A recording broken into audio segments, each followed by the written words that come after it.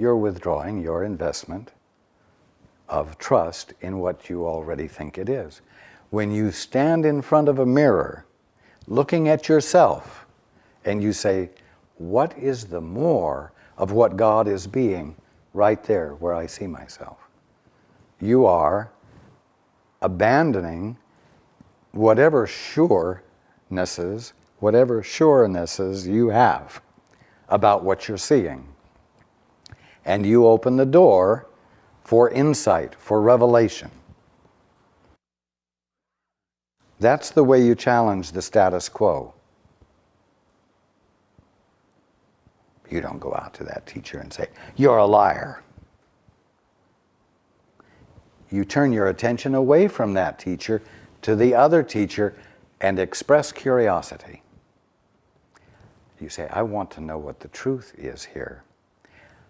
I don't care what the physician's assessment was or what his prognosis was, because whatever it was, it didn't include what the Holy Spirit has to say.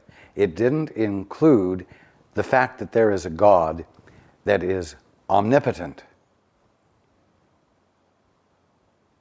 and more powerful, you might say, than the effects of any accident or injury or illness.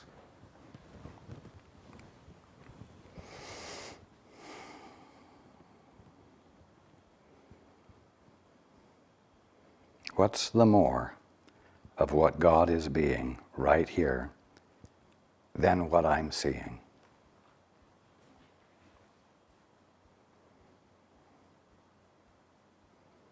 And I'm more interested in knowing the truth of that than I am what anybody else has come up with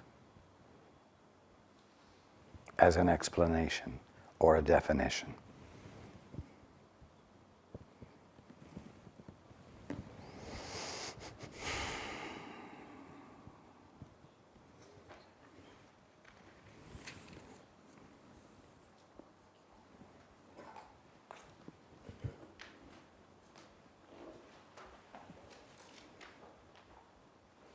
You see, it is about making choices. It's not about, it's all God, anything goes. It isn't. As long as you are not awake, there's a choice to be made between waking up or making further commitment to being asleep.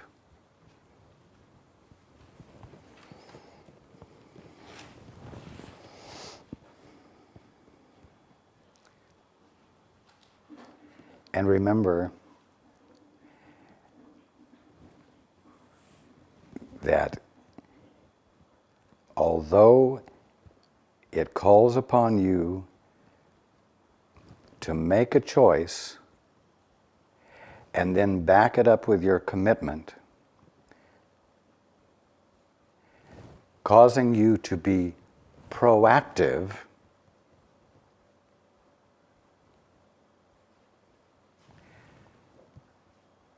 this is pleasurable. Don't make it work. Don't make it laborious. Don't conceive of it as being that way. Because the moment you genuinely say, what is the truth here? What is the more of what God is being here than what I'm seeing? The more of what God is being right there will be revealed to you, and that is pleasurable. That is a joyful experience. To be experiencing more enlightenment and less endarkenment is a pleasurable experience. Just because I'm saying, don't be wishy-washy about it, be direct about it, be firm about it, be decisive about it, doesn't mean get tense about it. It really just means be very clear.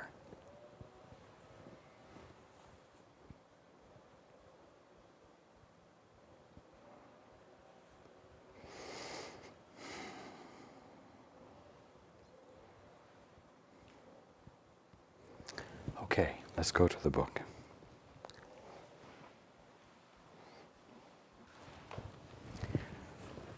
Okay. This next section is called The Holy Encounter. Glory be to God in the highest, and to you, because He has so willed it. Ask, and it shall be given you, because it has already been given. Now, are you the sons and daughters of God? You're neither behind the point of perfection, nor advancing toward it. You're at that point and must understand or experience yourself therefrom.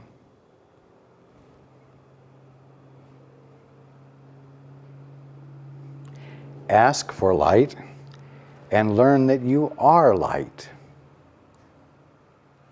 If you want understanding and enlightenment, you will learn it.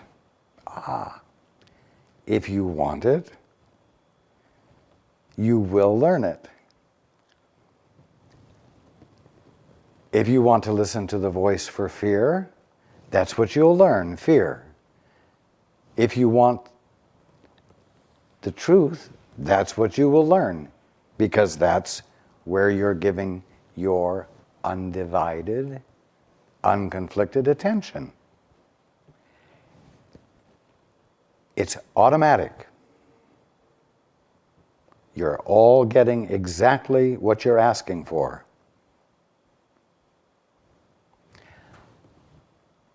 What we're bringing out here is the way for you to ask unconflicted questions from unconflicted premises.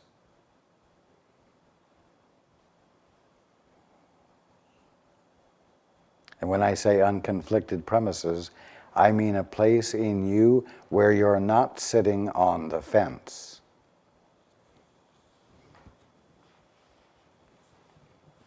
If you want understanding and enlightenment, you will learn it, because your will to learn it is your decision to listen to the teacher who knows of light and can therefore teach it to you.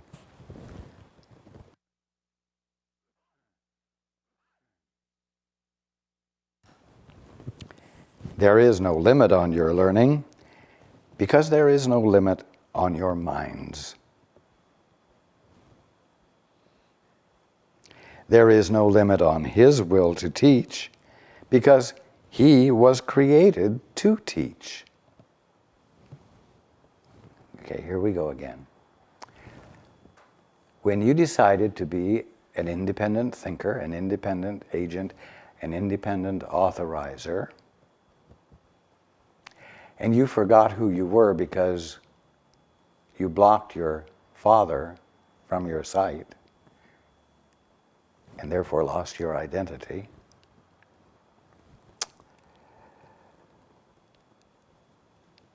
you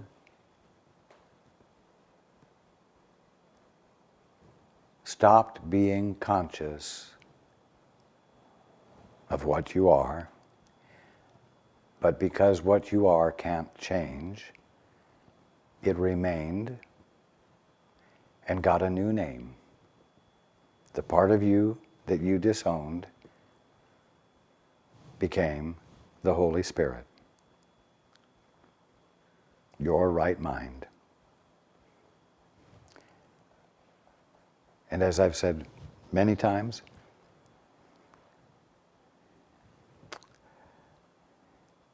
the Holy Spirit is your real identity held in trust while you dally with the ego, a different sense of yourself, an independent sense of yourself. Obviously, your right mind now has been put in a capacity of being that which will reawaken you, provide you with the fuller experience of what you are, until you're so yielding that you'll let in the fullest experience of what you are. And so it exists solely for the purpose of returning your sanity to you. And so it knows how to do it perfectly. Why? Because at the bottom line, even in the middle of your dissociated sense of yourself, you are whole.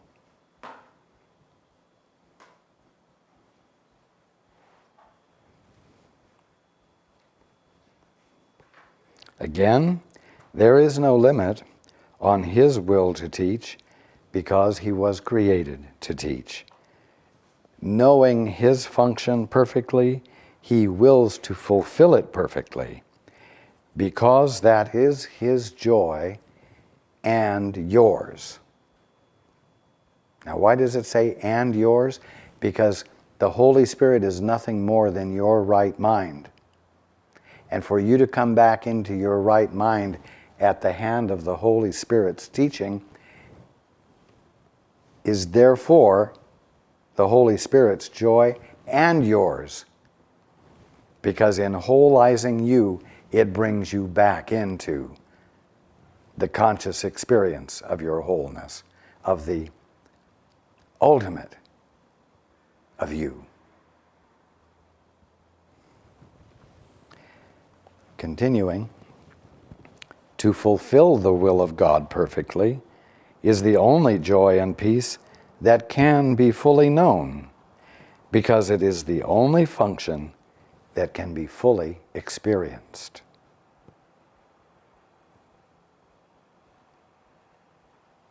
When this is accomplished, then, there is no other experience.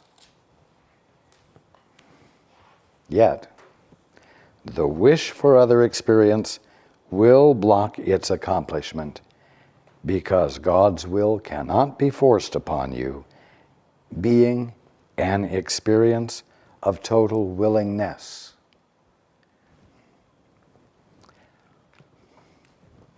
God's will is an extension, it's a gift. It's the giving of what God is to what God is being.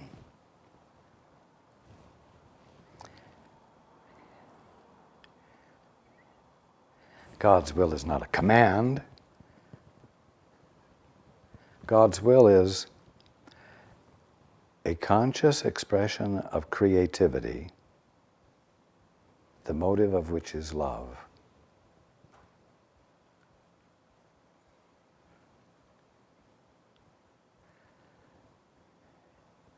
It's like God letting out a sigh of pleasure, making a sound of pleasure. And in that sound of pleasure, worlds are formed.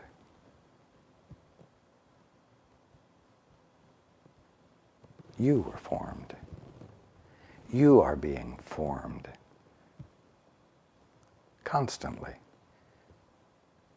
That's not an act of will. That's not a command. That's not a directive. It's an experience of joy and bliss from which spills forth creation. Now, if, as His creation, you have all decided to experiment with being divorced from Him and having a little fun at pretending that you're independent and creating things on your own,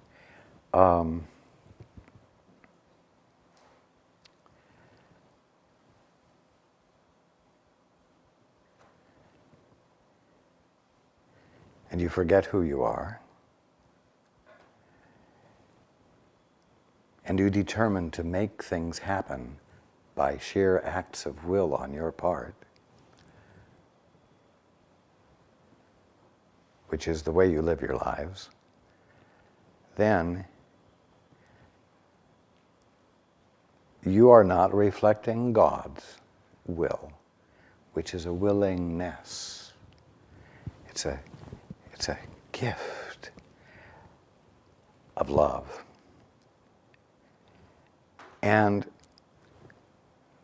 since you have become committed to a lifestyle, you might say, of being assertive and authoritative and commanding things into existence by acts of will, coming home seems difficult because you have to re-embrace willingness. And you have to abandon the hit you got or that you thought you were getting from asserting yourself to make things happen. So you have to abandon something that you have come to think of as being very valuable, if not essential, to being successful or to surviving. And that's why it doesn't feel natural to you to yield, to say, "Thy will be done, Father." What is your will? I prefer to know what your will is more than I do what my will is.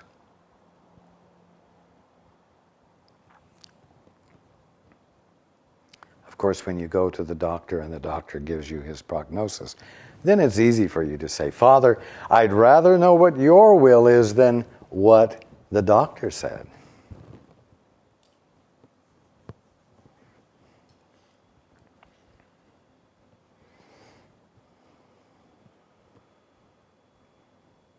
You want to know what the Father's will is because it's so much more than anything you, through a puny act of will on your own, can bring forth.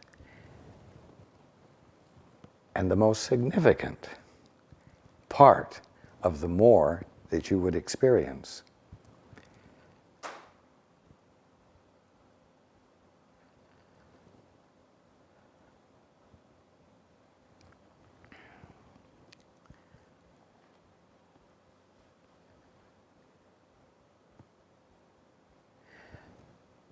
Will be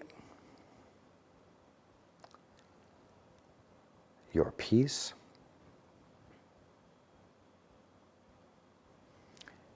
and the experience of invulnerability,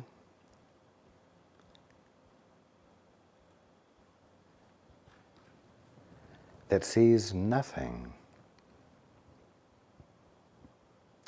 in any form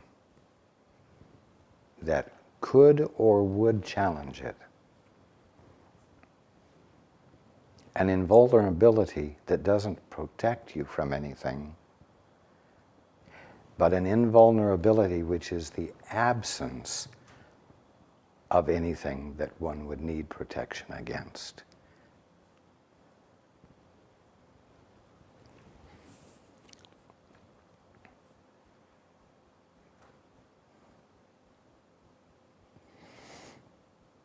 Again, to fulfill the will of God perfectly is the only joy and peace that can be fully known, because it is the only function that can be fully experienced. When this is accomplished, then, there is no other experience. Yet the wish for other experience will block its accomplishment, because God's will cannot be forced upon you, being an experience of total willingness. The Holy Spirit knows how to teach this, but you do not. That is why you need Him, and why God gave Him to you. Only His teaching will release your will to God's, uniting it with His, God's power and glory, and establishing them what? As yours. Why? Because you are His son or daughter. You are His expression. And in the remembering of God as your Father, your experience of your identity returns to you.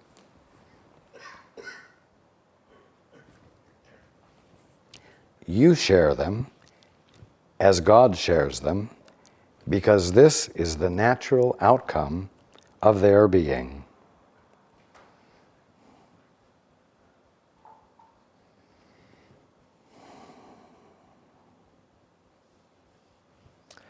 Now listen to this. The will of the Father and of the Son are one.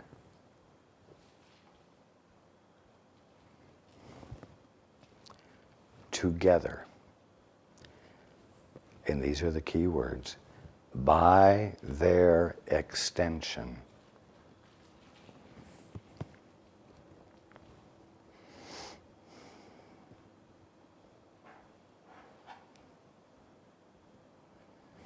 It's one thing to think the truth.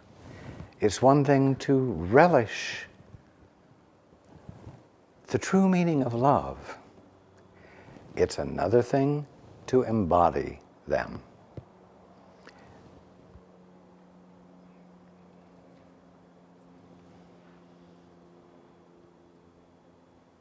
They say, put your money where your mouth is. Well, I'm saying put your mouth where your heart is,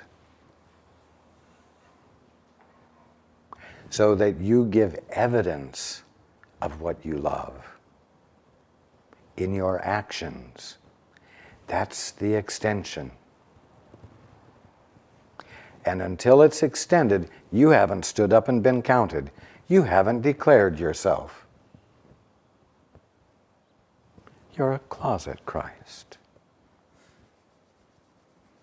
Nobody will ever know it, except you. And oh, how you love to contemplate what you are truly in your closet.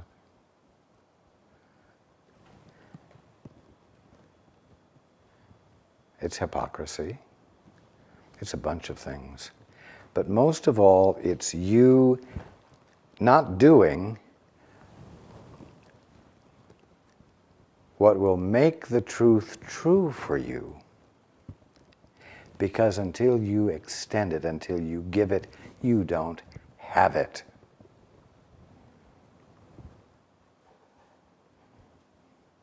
And neither does anyone else.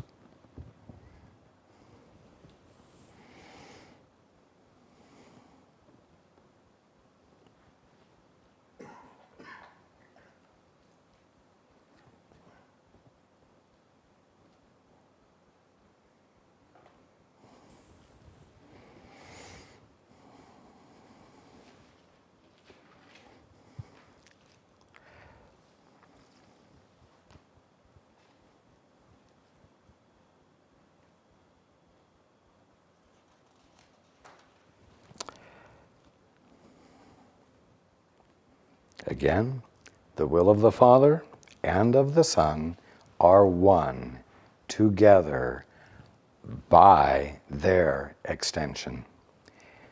Their extension is the result of their oneness, holding their unity together by extending their joint will. Now we are talking about the real meaning of being co-creators with God.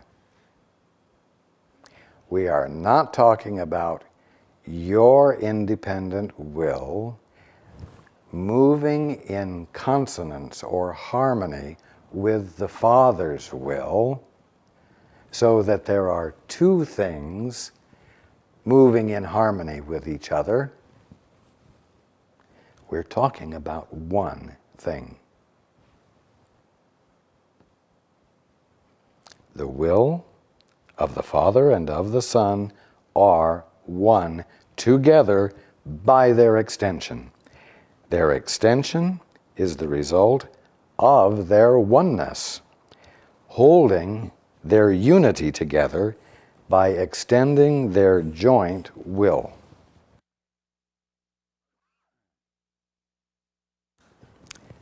This is perfect creation by the perfectly created in union with perfect Creator. The Father must give fatherhood to His Son because His own fatherhood must be extended outward. You, who belong in God, have the holy function of extending His fatherhood by placing no limits on it, by placing no limits upon it. And I've said before, when you let yourself be infilled with the Father's love, it is such an exquisite and wonderful experience that it overflows, it bubbles over, and you couldn't hold it back if you wanted to. You give it away out of sheer joy and an inability to say, I'm going to give it there but not here. I'm going to give it a lot there and medium here. The concept can't even enter your mind because the influx and the overflow is so spontaneous. Let the Holy Spirit teach you how to do this, for you will know what it means of God Himself. But you're not going to have the experience until you choose who your teacher is going to be and give your committed full attention to that teacher. But the moment you do that, the movement will begin. As long as you're listening to two teachers, all you get is fluctuation. Oh, today's a little better than yesterday, but who knows tomorrow what tomorrow will bring, you know. But generally speaking, I'm feeling better. Generally speaking, things are going pretty well. I can't complain. You'll get fluctuation, but not change. Continuing, when you meet anyone, remember it is a holy encounter.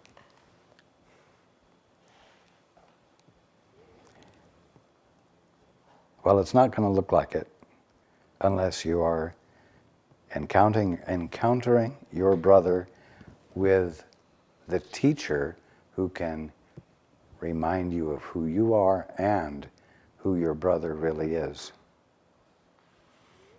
And if you're not listening to that teacher and you're listening to the other teacher, you're not going to know who your brother is. You're going to know who he has become defined as. Not only by his associates and yours, your associates who know him, but also by yourself. And ultimately it will be a conglomeration of everyone's opinions that you have adopted as your definition of him. And that will be a holy encounter that will be pure misery for you. All encounters are holy encounters, just like the only thing for the two teachers to teach about is one thing, the kingdom of heaven. Every encounter is a holy encounter, but if you're listening to the teacher for fear, the voice for fear, you are not going to feel the holiness of the encounter. And you will not be a presence which will transform any ignorances that still may be prevailing